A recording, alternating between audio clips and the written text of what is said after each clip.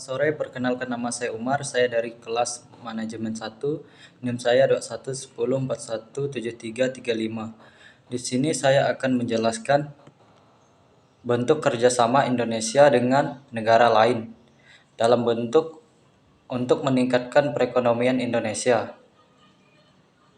Ini adalah sebuah organisasi yang bertujuan melakukan kerjasama antar negara anggota dalam rangka mempercepat pertumbuhan ekonomi, mendorong perdamaian dan stabilitas wilayah, serta membentuk kerjasama dalam berbagai bidang kepentingan bersama. Pada awalnya, anggota ASEAN hanya terdiri dari 5 negara, yaitu Indonesia, Malaysia, Singapura, Thailand, dan Filipina. Namun pada akhirnya mengalami penambahan anggota, yaitu Brunei, Vietnam, Laos, Myanmar, dan Kamboja.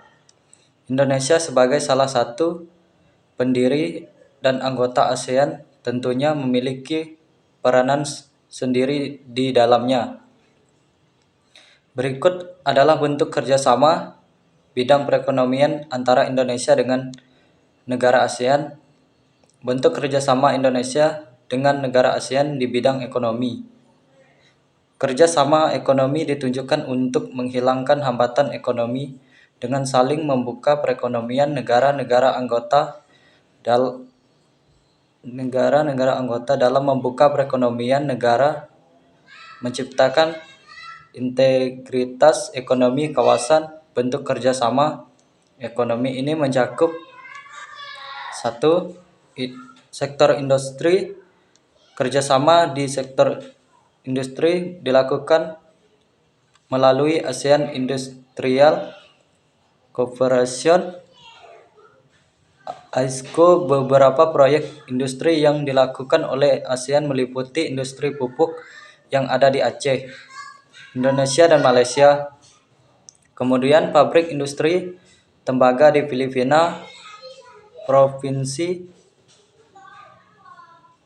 vaksin di Singapura, dan abu soda di Thailand. Nomor 2, cadangan pangan. Beberapa negara ASEAN seperti Indonesia, Thailand, dan Vietnam terkenal sebagai lumbung padi ASEAN. Hingga kini negara ini terus berkomitmen dalam penyediaan cadang pangan bagi negara-negara anggota ASEAN. Sesuai dengan kesepakatan ASEAN, program kerja sama bidang pangan cukup penting. Untuk beberapa negara anggota ASEAN telah mempersiapkan diri untuk menjadi penyedia cadangan pangan dalam keadaan darurat seperti Indonesia, Malaysia, Filipina, Thailand, dan Singapura. Yang ketiga, kawasan perdagangan bebas. Kawasan ini disebut dengan ASEAN Free Trade Area (AFTA). Bentuk kerjasama negara ASEAN dalam pengelolaan sektor produksi lokal yang ada di seluruh negara ASEAN. Keberadaan AFTA juga untuk meningkatkan daya saing negara ASEAN di pasar dunia. AFTA juga memperlakukan tarif efek bersama Common Effective Preferential Tariff antara 1-10% atas dasar produk baik ekspor maupun impor. Hal ini menghilangkan kendala perdagangan di antara negara-negara ASEAN.